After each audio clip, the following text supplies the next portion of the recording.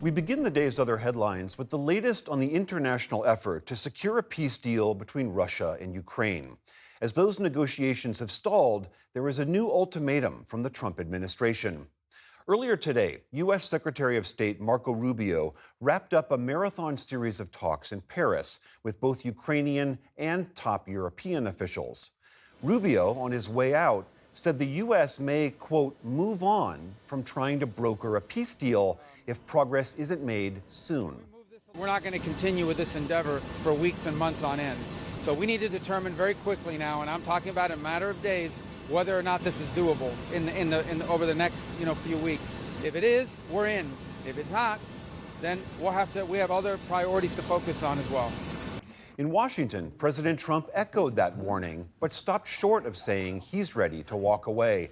He pushed back against the suggestion that Russia is taking advantage of his patience. I know when people are playing us, and I know when they're not, and I have to see an enthusiasm to want to end it. And I think I see that enthusiasm. I think I see it from both sides. Do you think but you're going to know soon. Do you think Russia's playing you? No, nobody's playing me. I'm trying to help.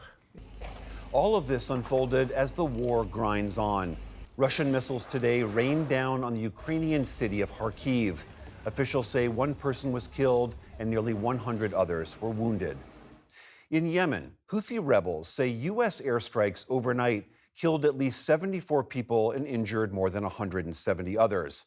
The strikes targeted an oil port on the Red Sea. It was the deadliest known attack yet in America's campaign against the Houthis. The Iranian-backed militants released video that showed massive fires on the ground and fuel trucks in flames. The U.S. military has not said whether any of the casualties were civilians.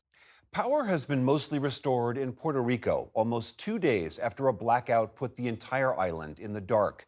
More than 1 million customers lost their electricity on Wednesday, and over 400,000 of them were also without water because of the outage. Officials say a major transmission line failed, but it remains unclear what caused that. This was the second massive blackout to hit Puerto Rico in the last 4 months. And in another court ruling over the power of the executive branch, in Wisconsin today, the state Supreme Court upheld a very unique partial veto power that the governor has. Governor Tony Evers used that power back in 2023 to lock in a school funding increase for the next 400 years. At the heart of the case was Evers' ability to veto even the tiniest parts of a bill to dramatically alter its meaning. By striking individual words and numbers in the legislation, he approved more school revenue increases until literally the year 2425.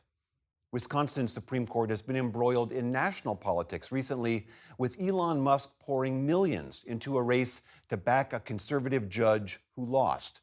It was the most expensive judicial contest in American history.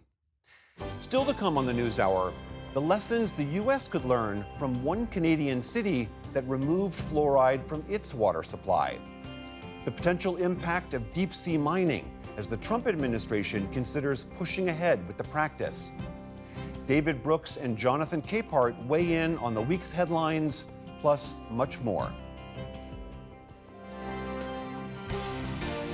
This is the PBS NewsHour from the David M. Rubenstein Studio at WETA in Washington, and in the West from the Walter Cronkite School of Journalism at Arizona State University.